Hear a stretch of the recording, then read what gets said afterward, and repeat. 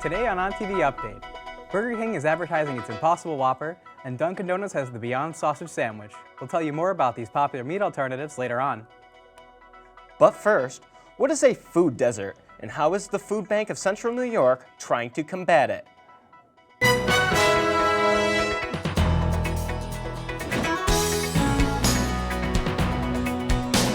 Now, from the EMC studio at Onondaga Community College,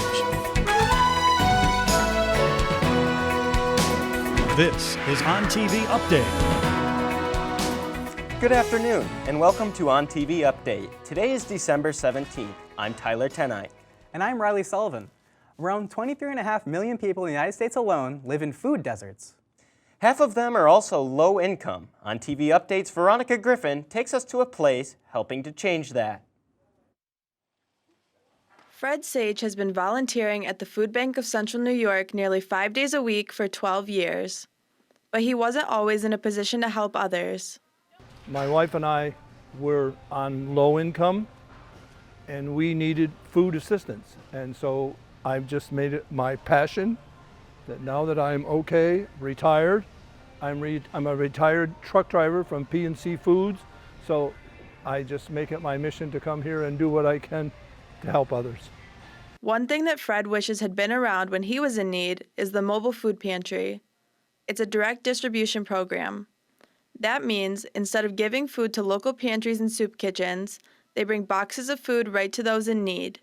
Volunteers pack between 80 to 125 boxes for a single distribution, depending on the population of the area. We're actually going to go to a community center. Sometimes it's a library, sometimes it's a church, but always out in the parking lot. So it's free and open to the community, and people come and get that highly nutritious food that same day. The USDA classifies a food desert as a rural area where residents can't get fresh fruits and vegetables within 50 miles. The mobile food pantry teams up with retail partners to bring nutritious food right to the people in need. It is the best thing that's happened to this organization. We go into places where there are no pantries and people are just waiting, and they're so glad that we're there. A feeling that Fred can relate to. In Syracuse, Veronica Griffin, OnTV Update. The Mobile Food Pantry is a program that has been going on for almost 3 years. All volunteers are welcome to come in and pack boxes. Visit the CNY Food Bank website for more information. Along with helping those in need, dressing in professional attire is just as important as a resume. OnTV Update's SYRACUSE MANAHAN takes us to a closet that can help with just that. It was an accident when Katrina Hayes Peterson found out about the career closet. Being a first semester student, I really didn't know this existed until I was looking for a job. Like many students, Katrina didn't know the resources that Career Services offers. Manager Michelle CAREY sees the closet as a useful resource. There is a lot of benefit, in my opinion, to the closet. Students can come in and shop and take out an entire professional outfit for free every semester. The career closet has more than just clothes. They have a variety of shoes and also accessories.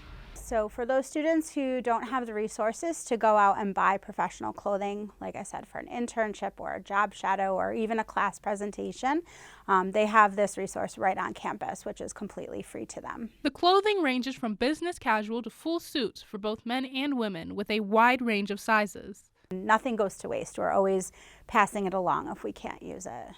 Clothes that don't make it into the closet could end up in another student support program, the Community Care Hub. Students who use the closet convince others to use it too. I'm always just like, if I'm heading to work, I'm just really like, hey, come to the closet, get clothes and have a good time. Like, or even people just like that I know that are looking for jobs, like if it's like my roommate or something, I'll be like, hey, if you need an outfit, come down to where I work. The closet is free to all students, even part-timers. MAWHINNEY Hall, SYANNA MANAHAN, OnTV Update. You can donate to the closet by going to M182 in Mawhinney or Career Services on the first floor of the Coulter Library. Coming up next, the rescue mission Thrifty Shopper Stores are raising money to help the homeless people struggling in Central New York. And later on, burlesque is a theatrical and comedic dance, sometimes described as a dramatic striptease. Why the performers call it empowering after the break. You're watching OnTV Update. What brought me to OCC is an opportunity to pursue a higher education and inspire other people. One of the things that I like that OCC provides not only me but the students at OCC to be successful, I would say the Learning Center. The Learning Center is a center where you could get tutoring from, and they have great tutors there. I recommend someone to come to OCC is because of all the different resources that they have. Our primary focus is teaching and students, and what we do is driven by students. Structurally, I like the environment. I like how we've set up systems for helping students. There are places that I can send you guys if you need more help, and that means a lot to me. And I like the sort of variety of what people are doing. I'm not sort of siloed into just thinking about English 24/7. I can stretch and think about different things, and I really like that. It's a great way to get started specifically for architecture and interior design. Even if you're thinking of transferring to one of the top programs in the country, getting familiar with how to design, the vocabulary, the terminology, and then you can take that knowledge onto an upper level program. And if you're looking to get a job after 2 years, I think the program prepares you as well as any program can for what you're going to experience in the real world. When I think about OCC, I think about inclusion and just all the chances to learn about other people. One of my favorite places that I still actually hang out is definitely the fishbowl in MAWHINNEY. The food's not bad either. What would make OCC a good choice? It was actually pretty, I believe the term is inexpensive.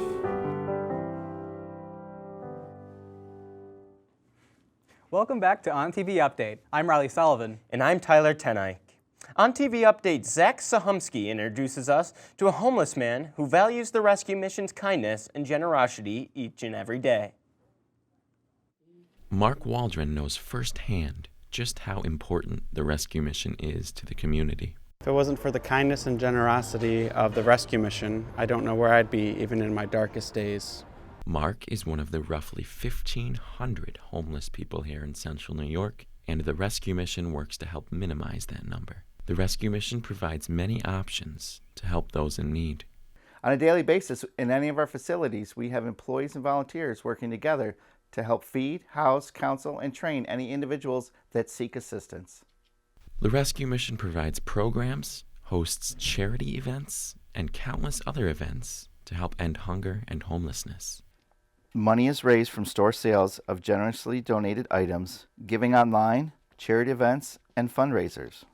A hot meal or a warm bed can be the first step to a life change. Beyond meeting basic needs for food and shelter, the rescue mission stores help our guests to leave homelessness behind.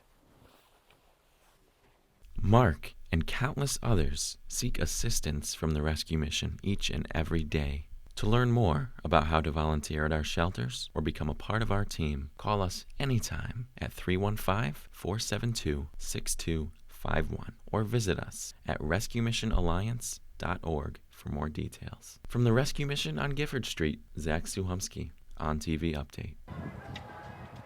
The rescue mission continues to help countless people in an effort to end world hunger and homelessness. A Minnesota man has moved here to Central New York in pursuit of a long-time goal. We introduce you to a man who's looking to go professionally into the sport of hockey, but not as a player. Young hockey players often dream about one day playing in the NHL.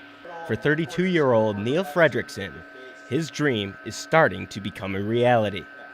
However, he is taking a different path to the show, and one that oftentimes gets criticized a little too much. Neil and his wife moved here to Central New York from Minnesota in hopes of being seen by NHL officiating scouts and one day sharing the same ice surface by players of the names Connor McDavid and Sidney Crosby. My goal was to always work pro hockey, and I knew that living in Minnesota, I wasn't going to be able to just because the teams aren't close enough. So I let the right people know that I wanted to work pro hockey, and this is where they told me to be, so this is where I'm at. While skating and policing offsides and icing calls is fun, Neil travels up to 300 miles on the highways across the Northeast in a week during the season.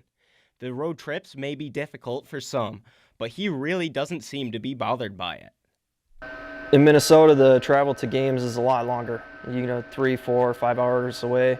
Whereas here, I'm only traveling up to 2 hours back home in my bed every night. Travel's been easy. To be able to keep up with these world-class players, Neil has to be an exceptional skater as well. Neil is a phenomenal skater. I knew that he couldn't have been at any other level except for the AHL just by how fast and accurate his skating it was. I first met Neil here about 2 years ago now. Here it's stick and puck. Here you come out and toss the puck around and have fun, and Neil came out. And I knew when he put his stick and gloves down that he was definitely a linesman. So I knew he had to be in the AHL. After putting in all the time and travel in the minors, being able to participate at this level is very rewarding. Just being able to be out on the ice, I think, is the best part. It's the most rewarding. I just love to skate, and to be able to be out there with some of the best players in the world, second best league in the world, just being able to skate with them and then doing the job that needs to be done. We're wishing Neil good luck on his journey making it to the National Hockey League.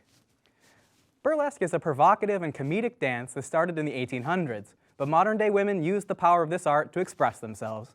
OnTV Update's Natalie Brennan takes us to meet a modern-day troupe.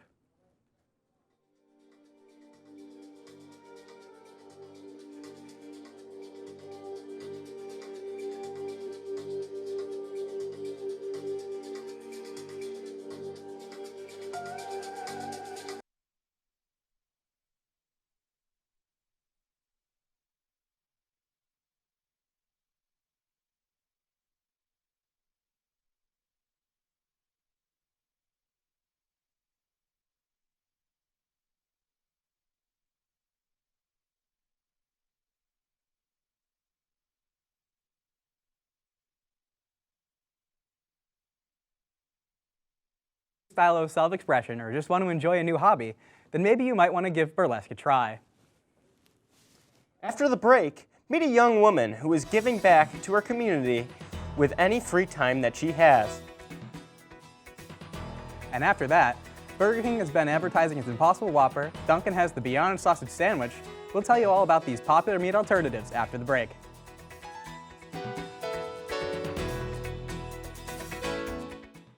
The OCC campus is a great starting place to further your academics for a cheap price. OCC is always looking for ways to make the place look better, and they're always adding new stuff onto campus. The OCC campus has great parking accommodations if you have a car. The OCC campus is a lot larger than I imagined. It has a lot of buildings off campus as well as on campus. I very much enjoy my time here because I've met a bunch of people that I wouldn't think I'll ever meet.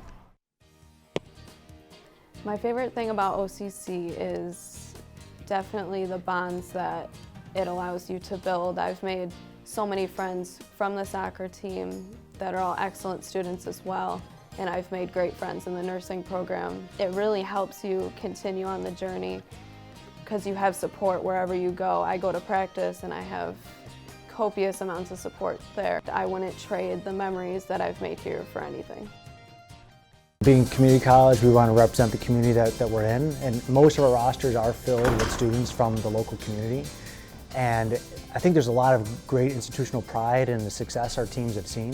I'm always very careful to call our students student athletes because I really believe that that's the purpose, that they're here first and foremost to be students. And so just in our building, in the SRC Arena in Allen Hall, we do have some facilities specifically to support their academic needs. For any college students who are coming to OCC, I would just say tuition here is affordable. My experience at OCC has been wonderful. Students here are great. The caliber of the students is just as good as a four-year. OCC has lots of other benefits, free and unlimited tutoring, community care hub that will help you with basically non-academic things. There's a lot of benefits to coming here, and it has a really small community feel to it. So.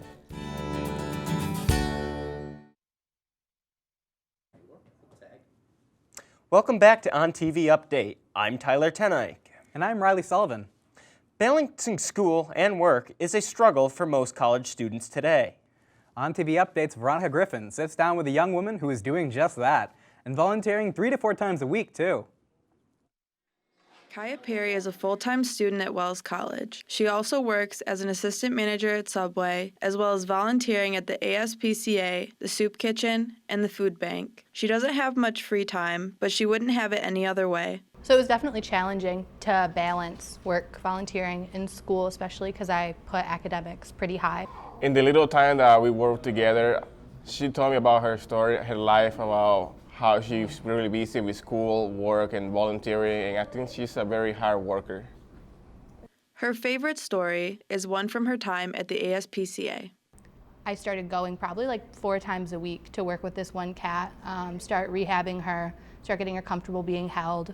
Within like a month, she was like sleeping in my arms. When I came in, she was like coming up to the door. And a couple weeks later, she ended up getting adopted. Kaya grew up fostering stray cats with her family, and she's an animal lover. As for the food bank and soup kitchen, it hits close to home for her. She grew up on food stamps and going to the food bank, but she didn't expect to gain a new perspective on her own experiences. I saw a lot more poverty than I was used to, which is interesting because I thought that I was like pretty low on the poverty scale, and then I saw people that were like struggling a lot more than me. She's doing what she can to help out where she's needed. In Syracuse, Veronica Griffin, OnTV Update. Her major is sustainability, and she hopes to get environmentally friendly products in box stores to make them more accessible and affordable for everyday people. A wave of new plant-based meat options is making even meat eaters take notice. We have some impressions from local vegans. There's a new vegan food trend taking the country by storm. New brands of plant-based burger meats look and taste just like the real thing, but for Emily Gibbs, that might not be a good thing. I took a bite and it was actually gross. Like, I had a hard time swallowing it. I think what threw me off was just the fact that it was so real. Emily is a vegan and a nutrition major at Syracuse University. She says the realistic taste of the burgers took some getting used to at first. I'd say now it kind of tastes good to me, but something about it still kind of throws me off a bit. Of course, since these burgers don't actually use real meat, they don't have blood. But as you can see, the Impossible Burger here cooks just like real meat, right down to the pink in the middle. Ruth Sullivan is a registered dietitian and has been a vegan for over 30 years, and she says that there are plenty of misconceptions about these new vegan burgers. Just because it's vegan doesn't mean it's healthy. Once things are processed, all bets are off. Despite their vegan ingredients, these plant-based burgers usually have just about as much fat as a normal beef burger, sometimes even more. Nutrition isn't what they're thinking about. It's basically marketing to the meat eater to do plant-based once in a while. But these companies aren't the only ones trying to make vegan food more marketable. In Syracuse, Emily works at Strong Heart's Cafe, a vegan restaurant that wants to make food people might not even think is vegan. What they do at Strong Hearts is they're just trying to make delicious food for anybody, vegan or not vegan. Whether it's one of these new plant-based burgers or at a cafe like Strong Heart's, it's easier than ever for anybody to try a plant-based diet. The two biggest options on the market are the Impossible Burger and the Beyond Burger, with Beyond Meat appearing at places like Dunkin' Donuts, and Impossible Burgers are showing up in restaurants like Burger King. Thanks for joining us today. We hope you all enjoy your time off this winter. Be sure to tune in to OnTV Update for more important stories next semester. I'm Tyler Tenite. And I'm Riley Sullivan. Have a great afternoon.